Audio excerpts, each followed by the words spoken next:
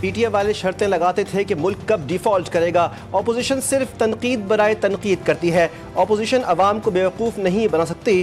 ان لوگوں کو ملک کی ترقی ہضم نہیں ہو رہی. وفاقی وزیر اطلاعات عطا تارڑ نے اپنے ایک بیان میں کہا کہ پی ٹی آئی دور میں ناقص پالیسیوں کی وجہ سے ملک کی معیشت کو نقصان پہنچا. کاش یہ لوگ ذاتی سیاست کے بجائے ملک کی معیشت کی بہتری کے لیے بات کرتے. 9 مئی کیسز میں ملزمان کا شفاف ٹرائل ہوا. ناکامی پی ٹی آئی والوں کا مقدر ہے. ملک مزید آگے بڑھے گا.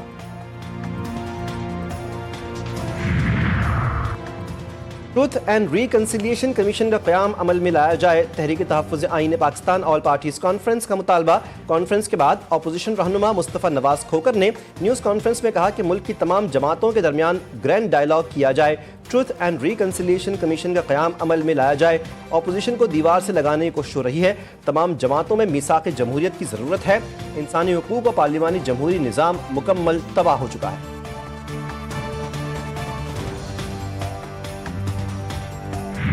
مقامات مقدسہ کی زیارات پر جانے والے زائرین کے لیے اچھی خبر. ایران اور عراق کے لیے فیری سروس کا آغاز. وزارت بحری امور کا فیری لائسنس کا اجرا 1 ماہ میں کرنے کا فیصلہ. وفاقی وزیر بحری امور کے مطابق فیری سروس زائرین کے لیے سستا، محفوظ اور قابل اعتماد ذریعہ بن سکتی ہے.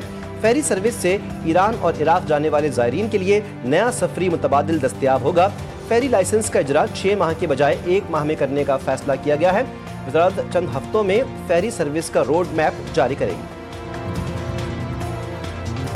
کراچی کے علاقے ڈیفنس فیز 6 میں سینئر وکیل خواجہ شمس الاسلام فائرنگ سے جاں بحق، بیٹا زخمی ہو گیا. جی ٹی وی نیوز نے واقعے کی CCTV فوٹیج حاصل کر لی. مقتول کو ایک تاجر رہنما کے جنازے میں شرکت کے دوران نشانہ بنایا گیا. ملزم ماضی میں بھی خواجہ شمس الاسلام پر حملہ کر چکا ہے. پولیس نے واقعے کی تحقیقات شروع کر دی. سینئر وکیل شمس الاسلام کا قتل سابق گن مین کا بیٹا عمران آفریدی نکلا. ملزم نے فائرنگ کے بعد کہا کہ میں نے اپنے باپ کا بدلہ لے لیا. ڈیفنس میں فائرنگ واقعے سے متعلق اینی شاہدین کا بیان. SSP ساؤتھ مہروز علی بولے فائرنگ کا واقعہ ذاتی دشمنی کا شاخسانہ معلوم ہوتا ہے.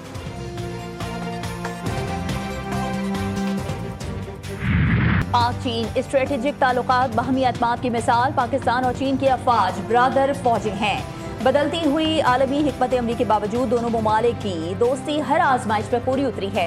اس میں کوئی لغزش نہیں آئی. دونوں اقوام نے علاقائی اور عالمی چیلنجز کا بھرپور سامنا کیا. فیلڈ مارشل سید عاصم منیر کا GHQ میں عوامی جمہوریہ چین کی فوج کے یوم تاسیس کے حوالے سے تقریب سے خطاب. دفاع، سیکیورٹی اور تعمیر ملت میں پیپلز لبریشن آرمی کے کردار کو سراہا. پاک چین اسٹریٹجک تعلقات پر روشنی بھی ڈالی. تقریب میں چینی سفیر کے بطور مہمان خصوصی شرکت. دہشت گردی کے خلاف جنگ میں افواج پاکستان کی قربانیوں کا اعتراف. PLA کے یوم تاسیس کی تقریب پر فیلڈ مارشل کا شکریہ ادا کیا.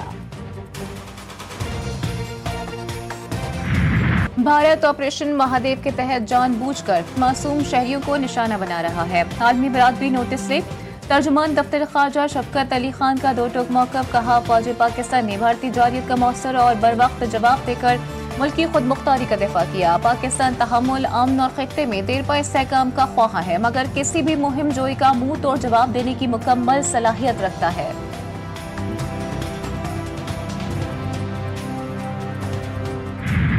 امریکی صدر ٹرمپ کی پاکستان کو چھوٹ. پاکستان پر 19% ٹیرف، بھارت پر 25% ٹیرف آئے. امریکی صدر نے مختلف ممالک پر ٹیرف سے متعلق ایگزیکٹو آرڈر پر دستخط کر دیے. کینیڈا پر ٹیرف 25% سے بڑھا کر 35% کر دیا گیا. بنگلہ دیش پر 20%، ترکی اور اسرائیل پر 15% ٹیرف لگایا گیا. وائٹ ہاؤس کے ترجمان کے مطابق ان اقدامات کا مقصد امریکی معیشت، مقامی صنعتوں اور روزگار کا تحفظ ہے.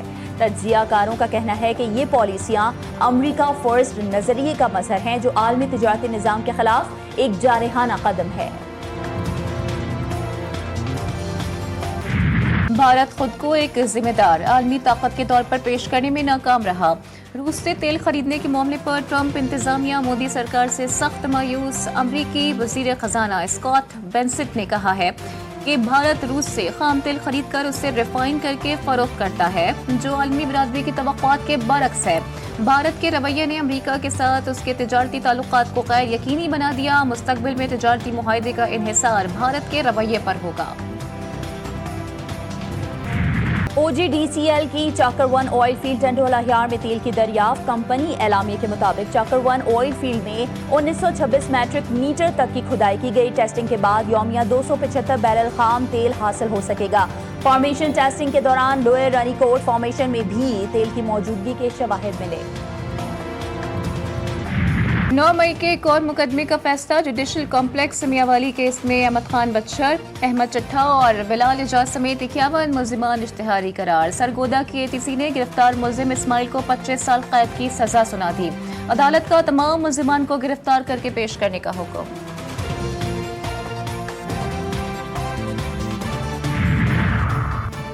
5 अगस्त को शहर शहर एहतजाज होगा। फिलहाल एहतजाज सिर्फ एक ही दिन का होगा। चेयरमैन PTI ने बता दिया। बैरिस्टर गौहर का पार्टी रहनुमाओं की 9 मई केसेस में सजाओं और नाअहली पर तहफ्फुज़ात का इजहार।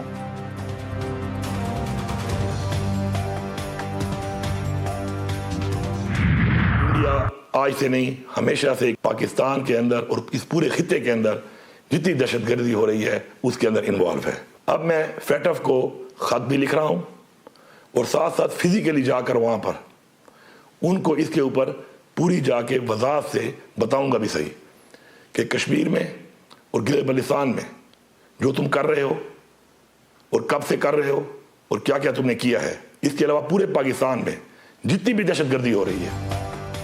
वज़ीर आला KP अली अमीन गंडापुर का भारत के खिलाफ FATF जाने का ऐलान। अपने वीडियो पैगाम में अली अमीन गंडापुर ने कहा कि भारत ने उनका बयान तोड़ मटोड़ कर पेश किया। पाकिस्तान को FATF की ग्रे लिस्ट में डलवाने की कोशिश की। भारत आज से नहीं बल्कि हमेशा से पाकिस्तान, खुसूसन बलूचिस्तान, गिलगित बाल्तिस्तान और खित्ते में दहशतगर्दी में मुलव्वस रहा है। हर महाज पर भारत के झूठे प्रोपेगेंडे का भरपूर जवाब दिया जाएगा। भारत का अली अमीन गंडापुर के बयान को FATF में इस्तेमाल करना पूरी PTI के लिए शर्मनाक है। ये अमल ना सिर्फ अली अमीन बल्कि पूरी जमात के लिए काबिल फिक्र है, जो बगैर सोचे बोलने के आदी हैं। वज़ीर इत्तलात पंजाब अज़मा बुखारी का रद्द अमल। कहती हैं PTI ने मुल्क का दिवालिया निकालने में कोई कसर नहीं छोड़ी। भारत अपनी जंगी शिकस्त और आलमी तन्हाई छुपाने के लिए झूठा प्रोपेगेंडा कर रहा है।